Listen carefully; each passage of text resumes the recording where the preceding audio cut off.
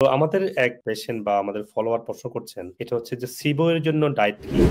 এটা ডায়েট প্ল্যানে যাওয়ার আগে আপনাকে বুঝতে হবে যে এটা কেন হয়? আপনাকে সেইটা প্রতিরোধ করতে হবে। SIBO বা SIFO যাদের পেটে ইনফেকশন হয়, দেখুন তার রুটটা হচ্ছে আমাদের ডায়েট চয়েস, আমাদের ডাইজেশন এবং আমাদের কোলন হেলথ। ইউ সি ৩ টা স্টেপ জড়িত। যে খাবারের ক্ষেত্রে আমরা রং খাওয়াটা আগে বাদ দিব। না হলে SIBO বা SIFO এগুলো হবেই। ইনফেকশন, ফাঙ্গাল বা ব্যাকটেরিয়াল হবেই। রং খাওয়াটা কি? এই খাওয়াটা বাদ দিয়ে ফেলুন জীবন থেকে। কি? কোনটা? ফার্মে তৈরি করা মাংস এবং ডিম। ফার্মের মাংসের মধ্যে কি থাকে? ডিমেতে কি থাকে? প্রচুর অ্যান্টিবায়োটিক, প্রচুর স্টেরয়েড। এগুলো এসে আপনাকে শুধু মানে ফ্যাটি বানাচ্ছে তা না। আপনার অর্গান গুলোকে কিন্তু মানে টক্সিক এবং আনহেলথি করে ফেলতেছে।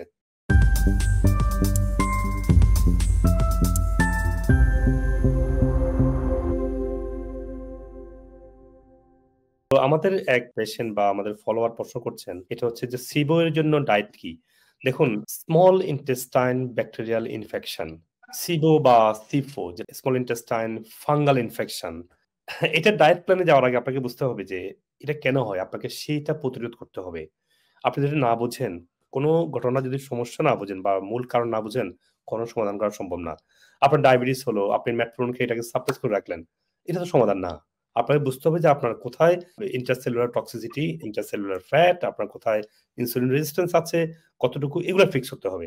ঠিক একইভাবে যখন SIBO বা উনি বলছে SIBO, SIFO কারণটা কাছাকাছি। SIBO বা SIFO যাদের পেটে ইনফেকশন হয়, যেটা হচ্ছে উনি বলছেন ব্যাকটেরিয়াল, সেটা ফাঙ্গালও হতে পারে। দেখুন তার রুটটা হচ্ছে আমাদের ডায়েট চয়েস, আমাদের ডাইজেশন এবং আমাদের কোলন হেলথ। ইউ সি ৩ টা স্টেপ জড়িত। আমরা যখন খাবারটা খাই, তখন খাবারটা যদি রং খাই, তাহলে তো ওইটা আগে ঠিক করতে হবে। খাওয়ার ক্ষেত্রে আমরা মিস্টার ওয়াসুম আমরা আগে কথা বলছিলাম, আপনি শুনেছেন, আমরা ডিসকাশন করছিলাম যে খাবারের ক্ষেত্রে আমরা রং খাওয়াটা আগে বাদ দিব। না হলে SIBO বা SIFO এগুলো হবেই। ইনফেকশন, ফাঙ্গাল বা ব্যাকটেরিয়াল হবেই। রং খাওয়াটা কি?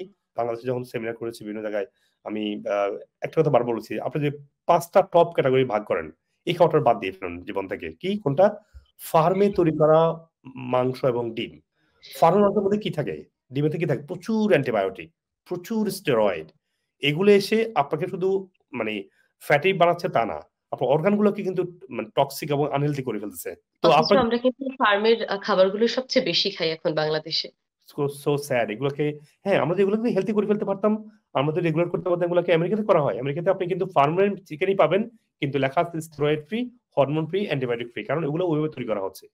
তো এভাবে তৈরি করে। আমাদের সেইভাবে যদি তৈরি করতে পারি, তাহলে আমরা ফার্মের ডিম, মাংস খেতে কোনো সমস্যা নাই। আমেরিকাতে যে আমরা ডিমগুলো পাই, লেখা আছে cage free, hormone free, antibiotic free. কারণ কি? এগুলা ফার্মে তৈরি করা হচ্ছে, but no hormone, no antibiotic. বাংলাদেশে কোনো রেগুলেশন নাই। তাহলে আপনি এই ফার্মে তৈরি করা মাংস, ডিম প্রথম বাদ দিতে হবে SIFOর জন্য।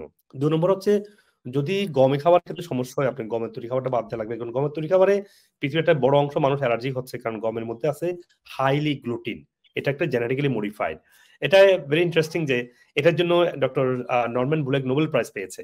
কিন্তু তখন মনে করা হয়নি যে গমের তৈরি খাবারে যে এটা এত রোগ হবে, কারণ এটার মধ্যে GMO করার কারণে হাই গ্লুটিনাইজ, এটা একটা গ্লুটিন একটা প্রোটিন, সেই প্রোটিনটা এসে ইনফ্লামেশন করে, এবং সেই ইনফ্লামেটরি থেকে যখন গাট ইনফ্লামেশন হয়, তখন ব্যাকটেরিয়া, উনি যেটা বলছে SIBO, ব্যাকটেরিয়া এখানে জন্ম হচ্ছে, ব্যাকটেরিয়া গ্রো হচ্ছে। যখনই কোনো অর্গান উইক হবে, মনে রাখবেন, সেখানে রোগ তৈরি হয়। ইন্টেস্টাইনটা যখন আপনার উইক হলো, সেখানে ব্যাকটেরিয়া তৈরি হচ্ছে। তাহলে আপনি প্রথম খাবারটা চুজ করবেন গমের তৈরি খাবার, ফার্মের মাংস, ডিম বাদ দিবেন।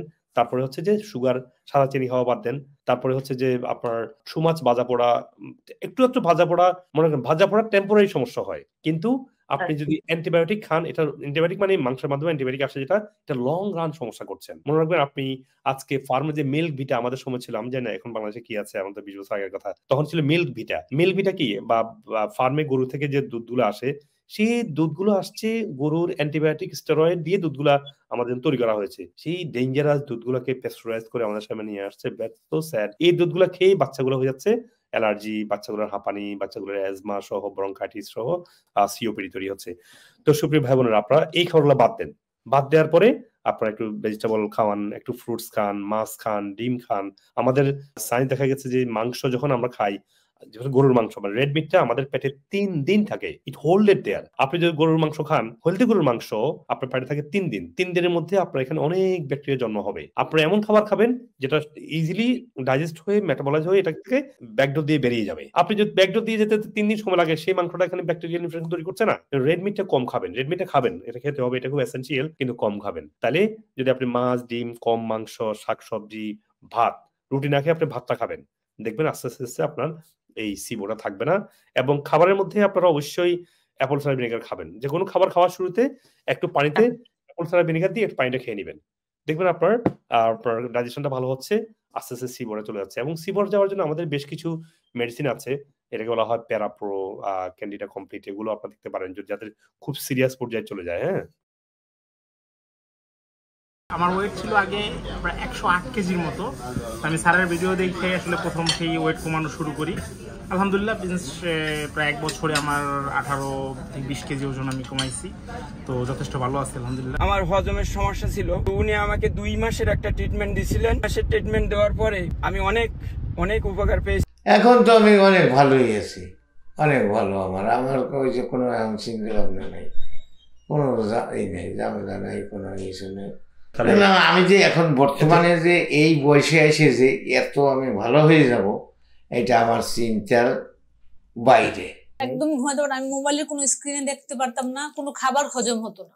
আস্তে আস্তে ভালো ফিল করতেছি, ভালো ফিল করার পর থেকে স্যার আমি এখন এই পর্যন্ত আসছি। আমি, আমার হাজবেন্ড, আমার মেয়ে 3 জনকেই পিটাচ্ছে, এরকম মানে ভয়াবহ ছিল। আলহামদুলিল্লাহ এখন একদম একদম কথা বলে বোঝানো যায়। দেখেন এই যে দেখতে পাচ্ছেন এই যে আগে কেমন ছিল, এখন দেখেন এখন অবস্থা কেমন হচ্ছে। আপনার এই ক্রিয়েটিনিনের পয়েন্ট ছিল প্রায় 27 এর মতো। কিডনি আমার 3টা ডায়ালিসিস হয়েছে। আর ডায়ালিসিস 3টা করছেন, আলহামদুলিল্লাহ ভালো লাগছে না? আর লাগছে না। I'm feeling like I'm gonna die every day. I just cry. I had to go to toilet 4-5 times a day. Nowadays, I'm good, alhamdulillah. Last time he was very agitated and jumping around. He's not talking. This time when he came to me, he approached to me as if very regular people.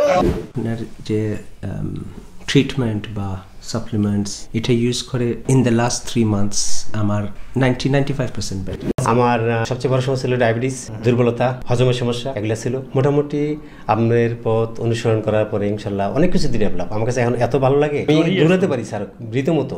আমাকে যদি বলেন যে ঢাকা থেকে run করতে হবে মানিকগঞ্জ যাওয়া, কোনো ব্যাপারই না। পেটের সমস্যা প্লাস ডায়াবেটিক্স প্লাস প্রোস্টেট আর গ্যাস্ট্রিক। আর আপনার ভিডিওটা আরো আগে আমি ইভেন লাইক আমার সুগার লেভেল বেড়ে যাওয়ার আগে যদি আমি পাইতাম যে প্রবলেমটা গেছে, আমি এটা হয়তো ফেস করতাম না। আমার প্রবলেমগুলো হয়তো মানে 50-60% আমার অলরেডি সলভ হয়ে গেছে আর কি, জাস্ট ভিডিও দেখে আর কি।